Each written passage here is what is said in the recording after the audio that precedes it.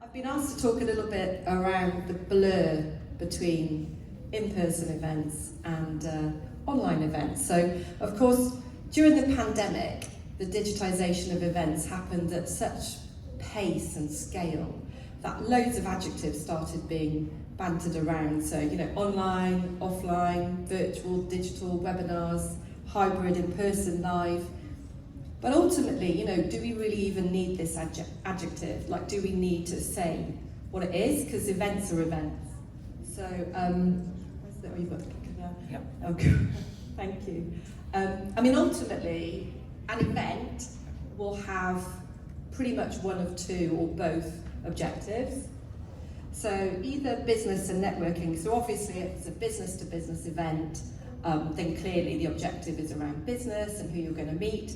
But any type of event is about networking, meeting old friends, making new friends, hearing what's going on, and bringing the industry together. And we were talking about this yesterday, as Michael was saying, this real tribal feeling, this sense of belonging, which also taps into community, because even when you're young, you're members of sports clubs or book clubs or something, but you want to belong to something.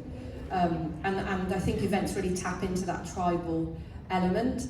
And I think of the old-fashioned marketplace, the old-fashioned medieval marketplace, where you have like market stalls brings buyers and sellers together, and then the town criers, like the content. He's the cheese that drives the people there. And I think, that leads on to the second point around content, so content and learning. So we're all here today in a content session. Some events might be more educational, with like points attributed.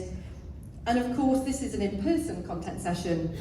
Nowadays, I'm sure everyone's heard about Chat GPT, but even before that came about, we were doing loads in the events world around AI, around content. So how you can really understand what your attendees are engaging with, which sessions, what's exciting, and then you can push info to them and personalise it. Of course, being at Hubilo, being a tech company, this is something that we do a lot with. In fact, we're about to develop and launch something in the next 2 months around this. So it'll be like snackable, sizable, shareable. So you can share it through your social channels. So the social media blends in with the event, and you leverage the network effect and you widen your tribe.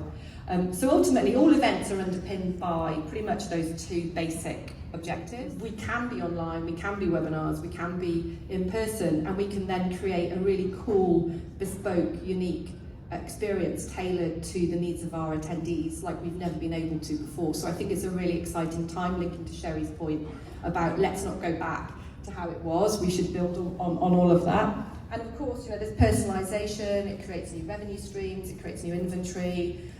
That wasn't there, you can package up how someone behaved, you can sell that to a sponsor, and so on. And this data analytics piece is pretty cool. So when we look at event tech for events, it's really just enabled us to be able to achieve what we want to achieve and allow that our customers and their customers are all getting as much from it. So linking to the 365 community, right from that very first touch point an event has with somebody, forever, really, that should be alive. Because previously you wait for an event, it would be like this, you come to the event, it goes up, and then it sort of drops off the cliff again. But why should it drop off the cliff? We've got so many cool things we can do now to keep this engagement year round, and there's so much around building micro communities as well within that, and pushing content and so on. And also you can use it for top of the funnel and demand gen. So I always think there's two types of events. There's South by Southwest, it's an event, this is their business, this is their product. Michael's event,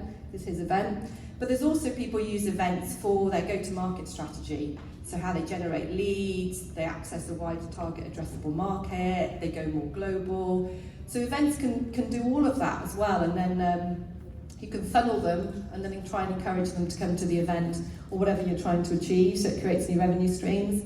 And then the data and analytics is where the engagement can really come in, because you truly understand people's emotions, behaviours, how they're interacting with content, and so on and so on. So I think that's a really cool thing that I would have loved to have had years ago when I was running events. Inclusivity is a big piece now, because we can include people that we couldn't include before, and we can maybe save some on the carbon footprint. Or the company we just acquired, Field Drive, has in-person check-in, visitor flow, badge printing, and it's all sustainable. So it's a big thing for us, and I think sustainability is something that the events industry is beginning to, probably too late, but slowly beginning to get into. And then the personalisation piece. So ultimately, events are events.